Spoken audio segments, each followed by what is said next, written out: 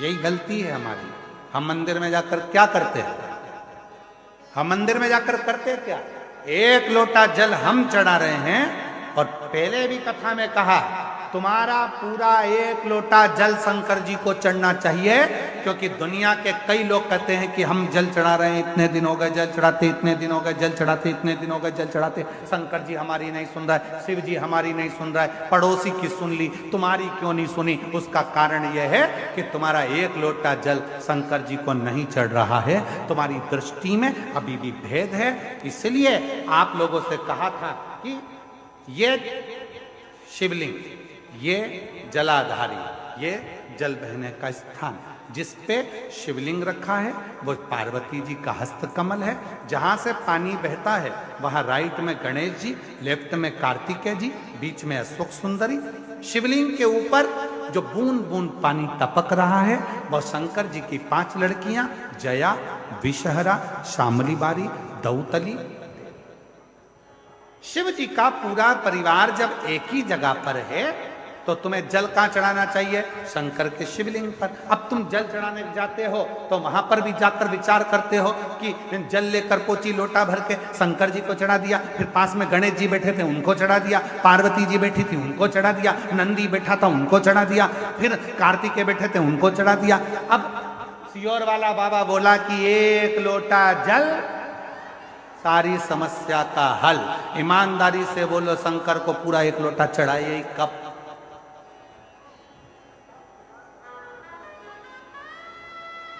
वो एक लोटा जल लेकर गई थी, उसी में शंकर जी को चढ़ा दिया, उसी में गणेश जी को चढ़ा दिया, उसी में पार्वती जी को चढ़ा दिया, उसी में कार्तिकेय जी को चढ़ा दिया। वो एक लोटे जल का तुमने विभाजन कर दिया। इसलिए शंकर जी भी कह रहे हैं कि तेरी दृष्टि में अभी भी सब देवता अलग अलग हैं। जिस दिन एक शिवलिंग में तुझे राम, कृष्ण, देवी, देवता, गणेश सबका दर्शन होने लगे, समझ लेना उस दिन तेरा दुख समाप्त होना प्रारंभ हो। दिन तेरा दुख समाप्त होना पर हम शिव के वो एक लोटे जल को समझ ही नहीं पाते। और आप में से कई लोग होंगे जो ये गलती करते होंगे, ऐसा नहीं कि नहीं करते होंगे। एक लोटा जल चढ़ाना, गणेश जी को चढ़ा दिया, पार्वती जी को चढ़ा दिया, नंदी को, वो एक लोटा जल पूरा।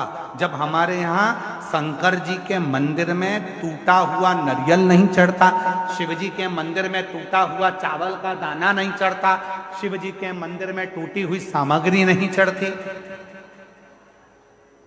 तो आधा लोटा जल क्या करेंगे बोले ना? पूर्ण समर्पण, पूर्ण समर्पण। और जब पूर्ण समर्पण होगा तो वो सुख अपने आप आपको मिलेगा। महाराज, शिव को रिझाना, भगवान शंकर को रिझाना बहुत सरल।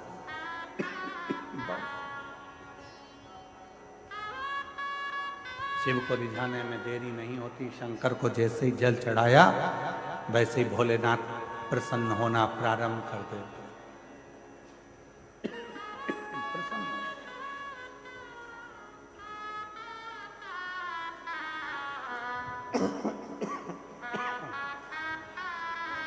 शिव करुणा के साथ, इसलिए शिव महापुराण की कथा में भगवान शंकर की पवित्र चरित्र में वर्णन होता है। शिव को रिझाने का तरीका बिल्कुल सहज है। शिव जी को पूजन करने की विधि प्रिय है कि शिव जी को भाव प्रिय है। जम के बोलो जरा, सबकी आवाज आना चाहिए। भाव प्रिय विधि। शिव को कोई बहुत ज्यादा विद्वान हो तो वो विधि से पूजन करे, पर शंकर विधि से ज्यादा भाव से प्रसन्न, भाव से।